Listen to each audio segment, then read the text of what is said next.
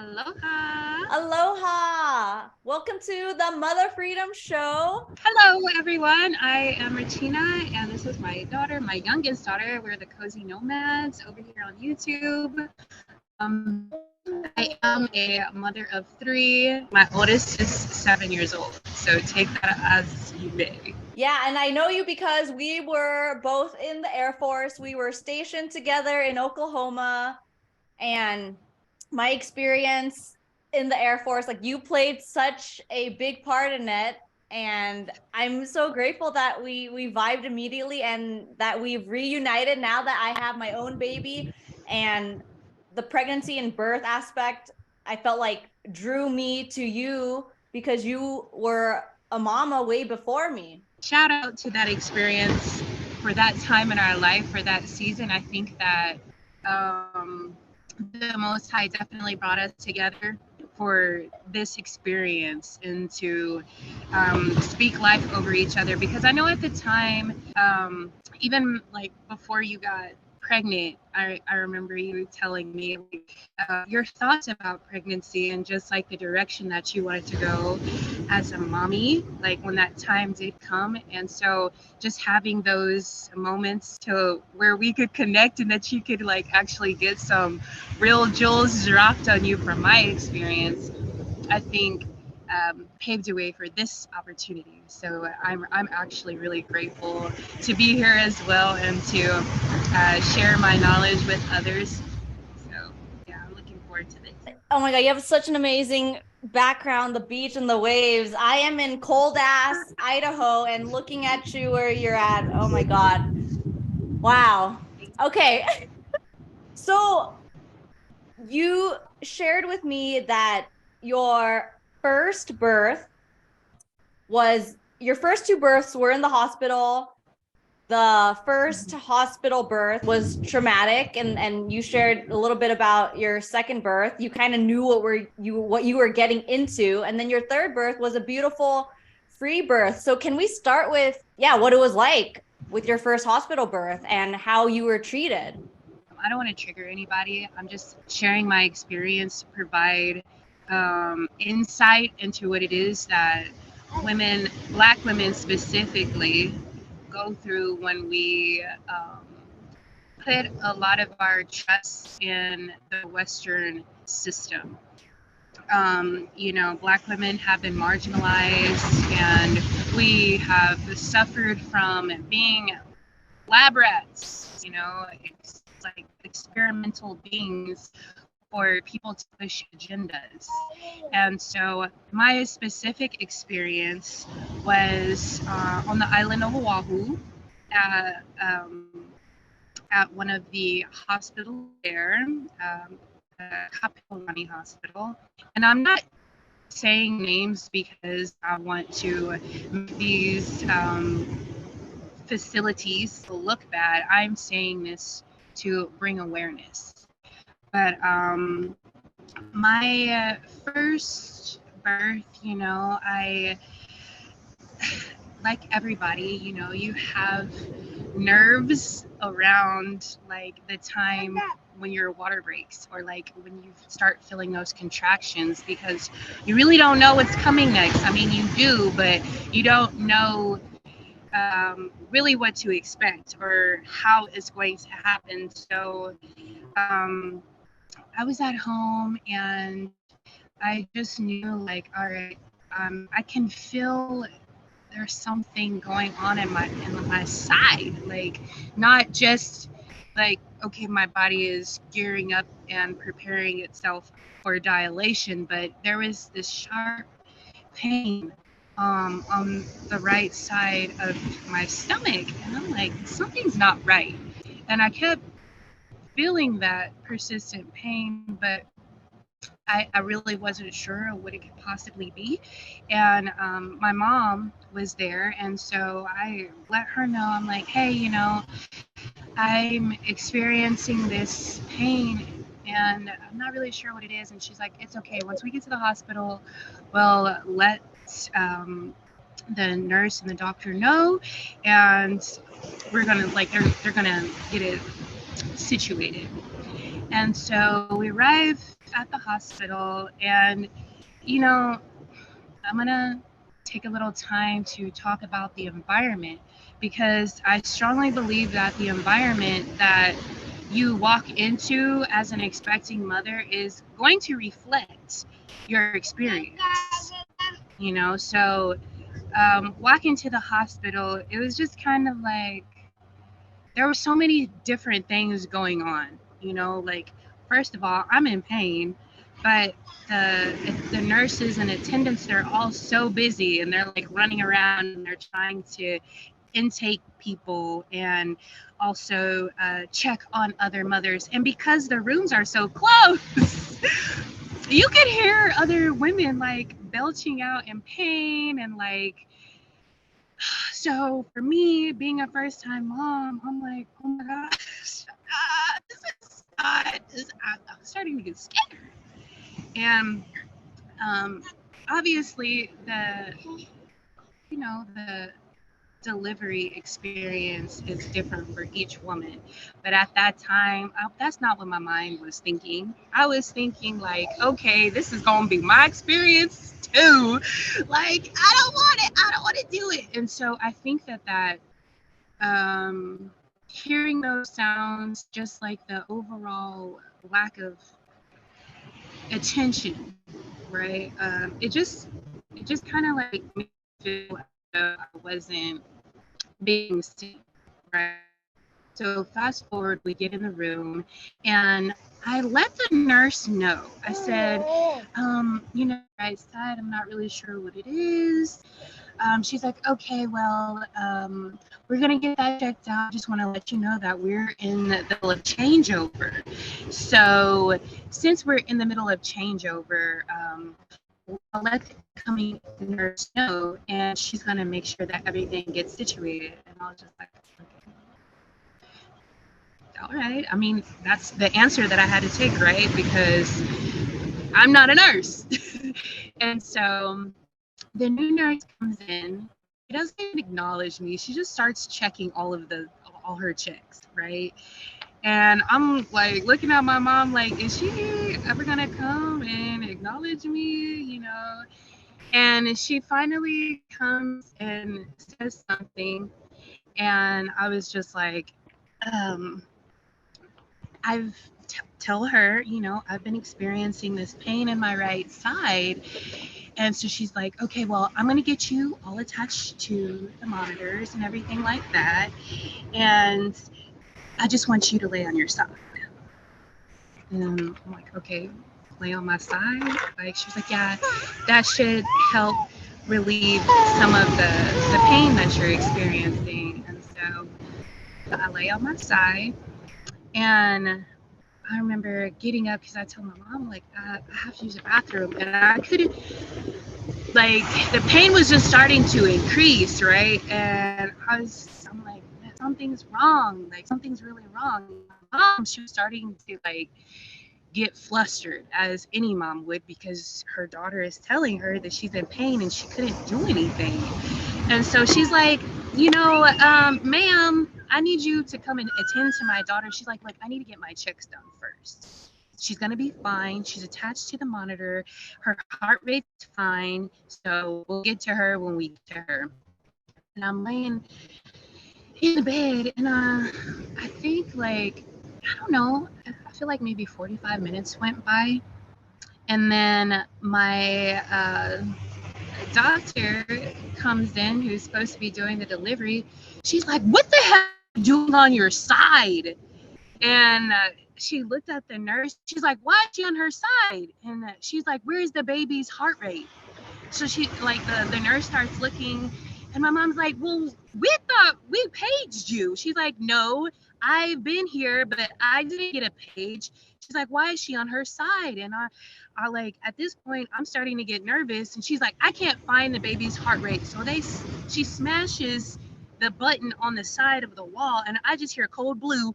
And I was just like, oh my gosh, what is it called? Blue. She's like, I need you to turn on your side. And then all these nurses and doctors came in the room and they're like, we have to do an emergency vaginal delivery. And like, we can't get the baby's heart rate. I'm seeing forceps and all these other things come out. And I was so scared, Emily. I don't know how many times I said that I had a pain on my side. So basically, my daughter, the way that her leg was, she was stuck. And they had to flip her and pull her out. And I'm like, I think I did as much as I could to let each person that I talk to know that there's something wrong. There's something like, I feel like there's something wrong. There's something there, like, it was really frustrating because like after I delivered her, I heard the nurse and the doctor talking, and she's like, you could have cost her life. You could have cost the baby her life. And like, it was just really hard for me to enjoy that moment with my daughter because I was still like really scared, like this could have been bad. And I don't know, like my mom, she did the best that she could to console me in that moment, but I kept thinking to myself, like, why wouldn't they listen to me? Why was my voice?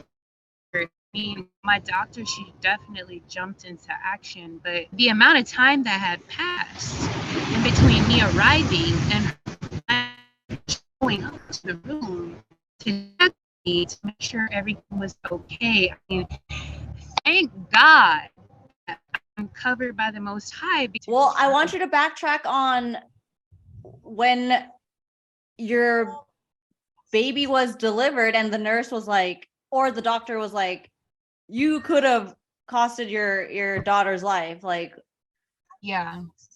So, obviously they're not going to talk super loud because it's their job.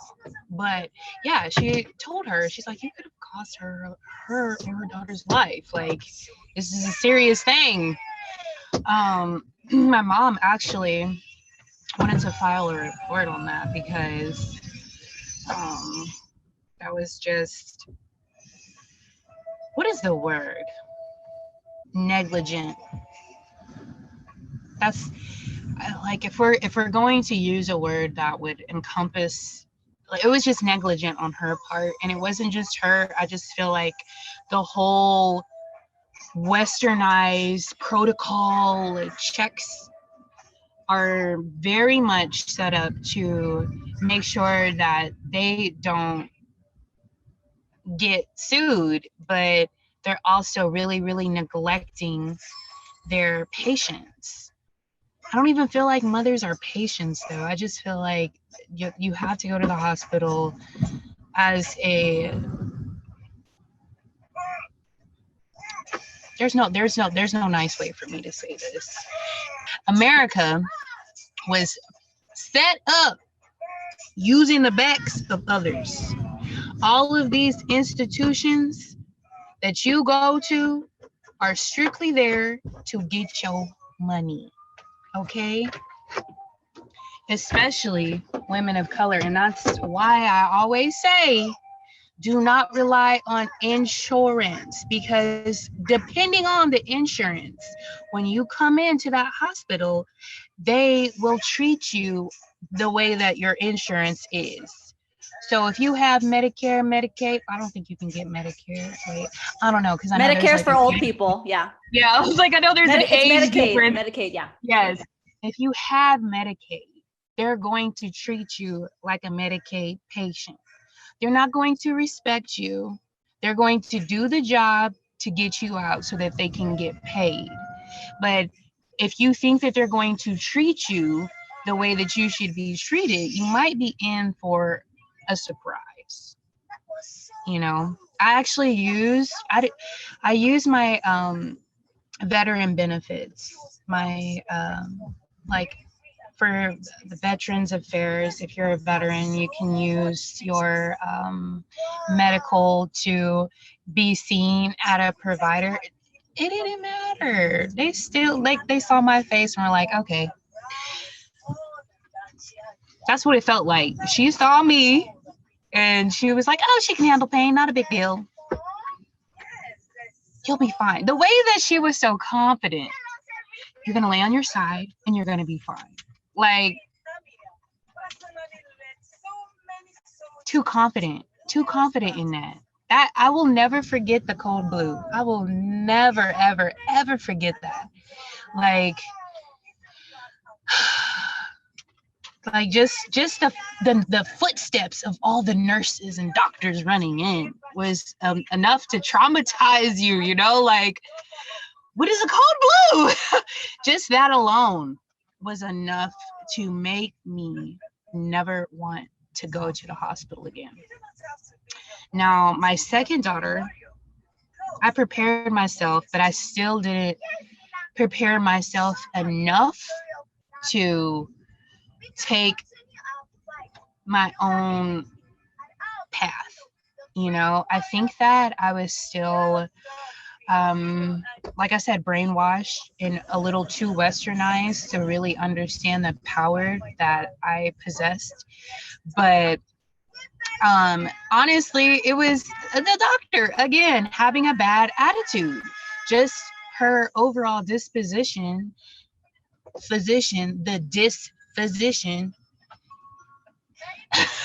the overall diss that she was constantly dishing out to me walking into their practice and seeing things that I'm like, okay, let me say this. If you walk into a physician's office and they are advertising things for mommy makeovers and tucks and tummy tucks, no, they're appealing to the outside, not the inside. And as a mom, you need to be able to rebuild yourself on the inside. Is your second pregnancy at the same hospital? Where are you now? No, now I'm on Maui. No, I know. Okay, so the first one was Oahu, and then now it's Maui. The second one is on Maui. Yeah. So the second one is on Maui. There's only one hospital in Maui, so you don't even have to guess. And this time, let me tell you, they were doing construction at the hospital. So they had all of the moms going to all of these different rooms. And so between the moms going to the different rooms, my doctor being rude, just her overall disposition. Again, disposition. She's rude. Like, I just felt like a number. Every time I met her, it was like less than 10 minutes. She would do a few checks and be like, okay. My problem also started at the OB clinic. It started there because I didn't want to take any unnecessary tests, no blood tests, no nothing, if I didn't need to, right? And so she got an attitude because I was rejecting tests. Like, I understand that I need to take blood tests, but I'm going to take them when I want to take them. I don't feel like there's anything wrong with me. My blood pressure came back fine. I'm growing the way that I'm supposed to. So just chill. I don't need to be getting poked and prodded all the time. I don't need to submit blood work all the time. One time is good enough. And so she was like, if you don't go and do this diabetic test, we're going to have, like, it kind of felt like an idle threat. I was like, I'm not doing that test. Because preeclampsia, I knew I was fine. Like, I don't have preeclampsia. I don't claim that in Yeshua's name. You're not going to put something on me that I know that I don't have. And to me, again, it was a money grab. Let me just go make you test for something else that you don't need. everybody is different. There's people who are going to say, oh yes, getting tested for preeclampsia is necessary. But again, I'd already had blood work done. I'm fine. I know that I eat fine. And so that was not even a situation. But I delivered my second daughter in no time. She basically delivered the baby and walked out. There was no, she was just very short. You should have more a rapport with them before, you go out and deliver their child. You have an attitude and you don't seem to really care about the people that are coming into your practice. You might say that you care, but Maui is very small. So the women here, they only have so many people that they can go to. So the fact that she feels that, hey, I'm going to make my money regardless because you all only have so many choices. She feels as though she can act the way that she does and receive no consequences for that. There's not enough women speaking up. There's not enough people who are willing to say, hey, I went here and I was treated this way. So what did that feel like for you? The Western white coat is like the white savior, right? And I'm not doing this to try to shame white people. Like, that's not what I'm saying. I'm saying that it's literally what's happening. You look at white coats as the white savior, somebody who's going to come save you. So I thought, oh, let me make sure that I'm acting right so that I don't run into the situation that I did with the first child, right? I didn't want to give her any attitude or any pushback because I was ignorant of my rights as a person. And I didn't realize that, again, I possess the power to do all those things that she did and more for myself and my child. And it felt like whenever I spoke to her that I was afraid of something. I don't know. It's hard for me to like really focus on what that feeling was because it was so long ago. But it really did feel like she had some sort of disposition towards me energetically. And then so I would never look forward to going and meeting with her. I was just like, I just didn't want to be there. And even when she delivered the baby, she had an attitude. Like, and I've talked to other women as well who had her as a doctor, and they felt the same. It wasn't just me. And so I felt like my voice didn't matter. She seemed to already have her mind made up as to what delivery looked like. And so that was that. There really wasn't a whole lot of room for me to ask questions. So your second birth, there were no medical interventions, would you say? No, the trauma came from the doctor, not the delivery itself. So basically what I'm saying is there's two parts of trauma, right? There is a physical trauma and there's a psychological trauma. You don't necessarily have to be physically traumatized to still be traumatized. What she did was make sure that the psychological trauma was there, And so because of that psychological trauma, I was grabbing on from the physical trauma from the first birth and putting the two together. So even when I did go in for the birth, I still felt like I was living from the first experience because psychologically she had placed herself in a position to where it seemed like she was the enemy, not my help, right? It was very robotic.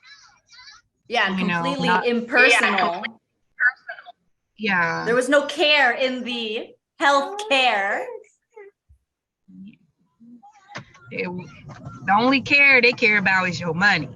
Okay?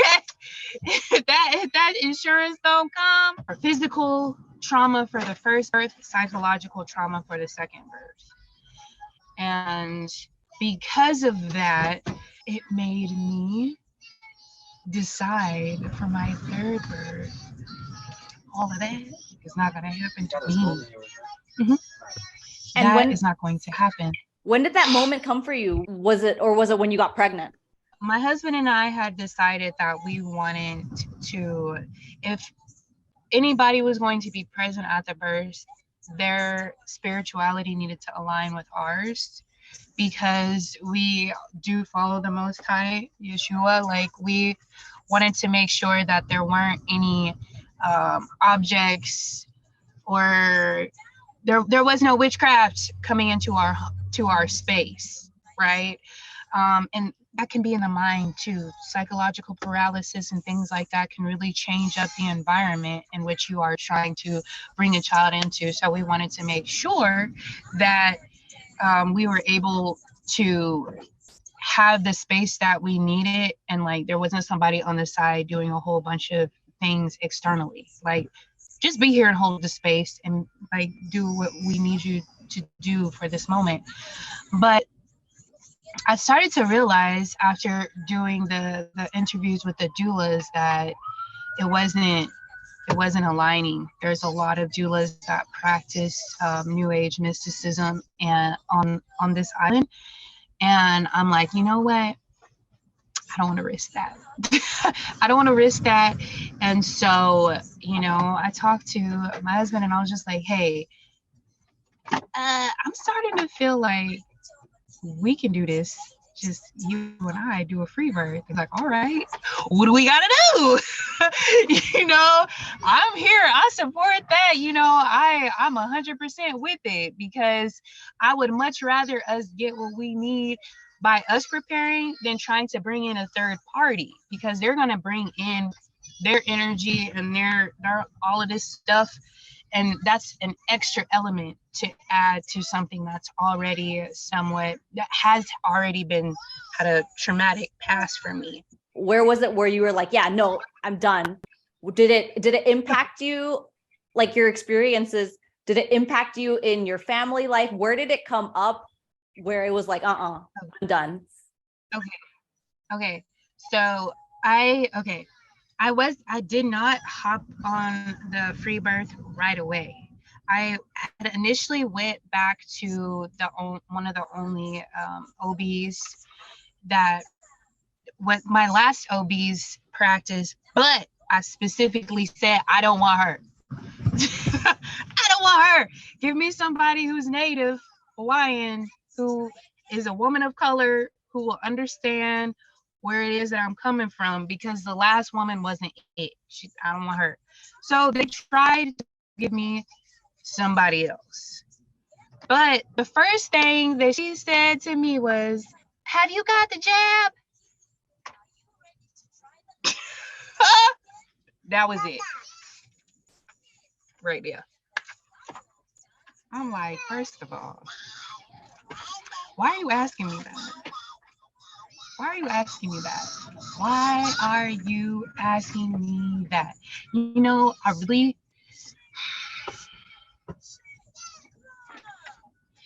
really feel like that has nothing to do with childbirth.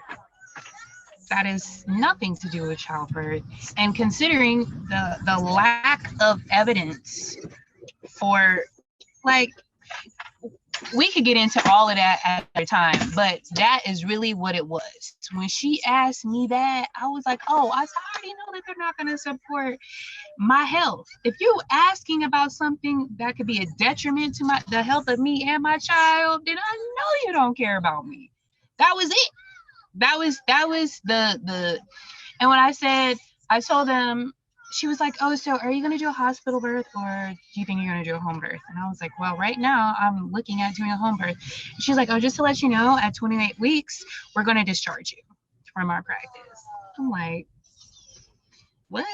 And she's like, yeah, we only cover up to 28 weeks, because after that, you're going to need to be prepping yourself to be at the hospital. And I just thought, that is one of the dumbest things I've ever heard, because shouldn't the health of you and your child come first? Like, even if I don't deliver, you can still do your job up until this point, you know, and if I decide to return for aftercare, then I can do that. The only thing that I'm not doing is having my child at the hospital. But you're telling me that I'm going to be discharged from everything because I decided to not let you get your check, because that's really what it's about. You're either in the cult or out of the cult. Exactly. She was like, we don't want you here because you ain't letting us get that check, baby. We don't want you. I was like, okay, y'all telling me what you really about. And, you know, again, it was still in this time during all of this, in this little window is when I was interviewing. I mean, my husband and I were interviewing doulas, right?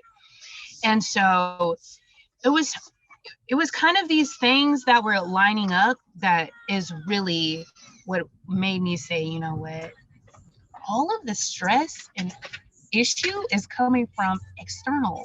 It's all of the other people. It's the facilities, these institutions, the mindsets of these other people. It has nothing to do with me. I'm just trying to bring my child into the world. Like, why is there so much issues with this? What does this become? You know? And so really, when they told me,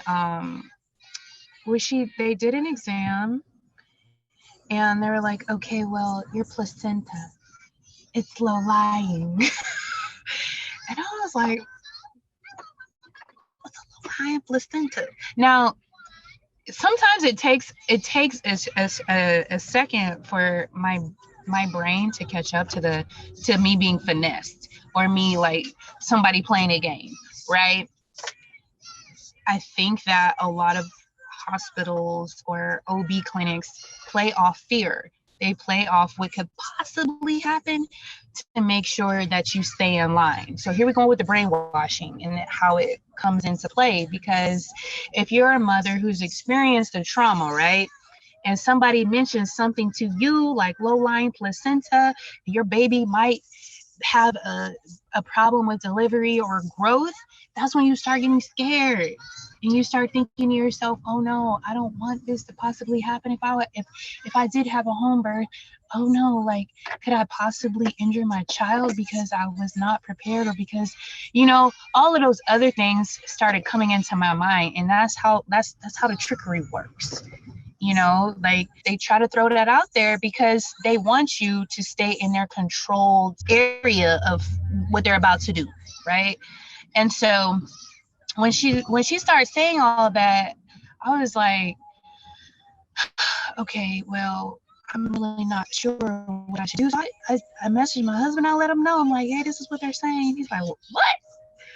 Let me look it up. And so he looks it up and he's like, babe, you know, it says that a low-lying placenta usually is not an issue. Like, your stomach is going to grow. So that means that the baby's going to go up. Like, I don't really think it's a big deal.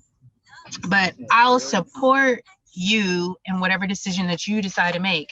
If you want to go to get checked out, get an exam.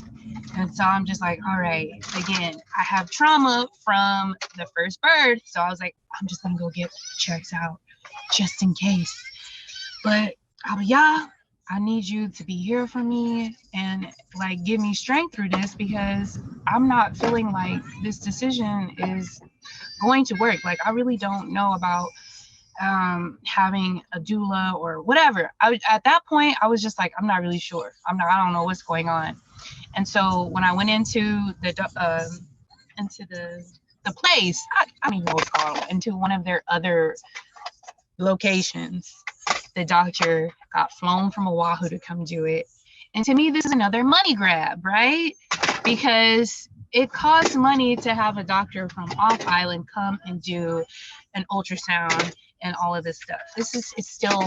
You're still coughing up money. The insurance provider is coughing up money. He does the exam. He's like, oh, your placenta's fine. And my husband was like, I told you it was fine. This is, it's crazy that they use that I've heard stories all the time, and it was to completely deter you from having a home birth, right? So they throw that out there when clearly also it was really early on anyways, that you can't even tell. Once they said like, oh yeah, you're fine, I was just like, all right, I'm never going back there again. I'm never going back there again. If you're going to use fear tactics to try and gain my service, then that means that it's not the right place for me. I don't respect establishments that use fear tactics to gain control over people. That's disgusting. You know, like, again, psychological trauma. They're trying to, like, it's not just physical. Like, we need to understand that trauma comes in multiple forms, and it's definitely not just physical. So when you need to pay attention to when you go into any clinic and they start using fear tactics like controlled opposition to get you in to deliver your child. The moment that you say utter home birth out your mouth, here comes all of these things out of these hats, magic tricks. They're going to start throwing tricks at you to try and see which one you grab onto, you know? And so once I left facility, we sat in the car, and my husband was like, you know, just a sigh of relief, but a sigh of relief. Why don't we just do this? Me and you. Let's cut out the middleman, and let's get educated on what we need to do to have a free birth. Because this has been a headache. Like, you don't need to be stressed out, especially if you're about to deliver a baby. I want our daughter to be healthy when she comes, and it has a lot to do with you and your energy.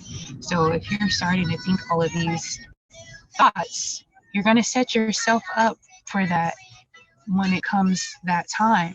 So we need to start thinking different so that we create the right environment to bring her into the world, right?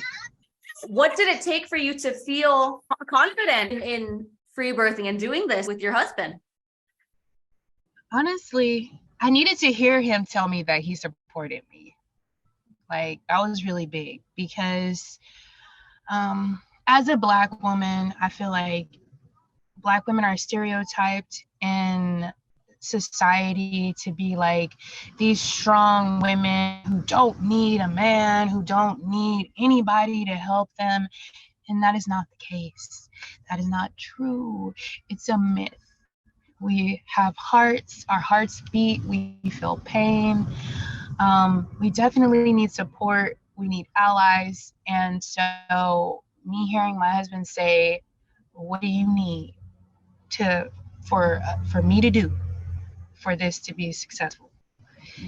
That really was what I needed, because obviously I know that I can do it, but just knowing that I would have the support behind me, because he also helped me make the baby, right?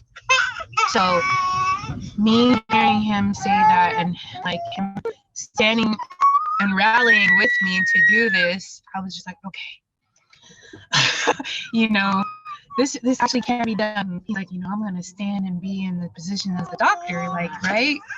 So you can be confident in me. Those areas where the doctor or midwife or doula is supposed to be, your husband's supposed to be, your partner is supposed to be in that position. And so it was like the light bulb went off in my mind, and I'm like, oh, okay, just replace midwife with husband. All of the responsibilities that where midwife is, husband, put husband there. And so anytime you're feeling or anything that you need in these categories is something that your husband can do for you, you know? And to be honest, free birth really, honestly, like, strengthen our marriage too, because all we had in that moment was each other. You know, so when I was sitting there and I'm feeling the contractions, and I was like, okay, this feeling it all, this like, I'm feeling everything. And he's just like, all right, you got this, you can do this. I'm here for you. Just hit those words of love, joy, and peace. They were coming out of his mouth. It was like he was breathing this covering over me, you know? Yeah, what advice would you give to a first-time mom of color? The first thing that I would say is that you need to take off the mental chains that have been placed on your mind from Western propaganda and fear. Because Western propaganda has made you feel like you cannot hold space for yourself and that your partner is just an accessory whenever they come in for you to give birth. For any situation, it seems like westernized facilities make men feel like accessories because they want to earn some sort of money, right? But your partner and you made this baby. And a lot of your doubts and your fears can be relieved through communication and researching on your own. I would say to research that Black mother infant mortality rates. This happens at hospitals. It's not happening at home. Okay? Look into that. Look into the amount of infant mortality rates that have increased after the CV 19. You know, it's increased. It hasn't gone down.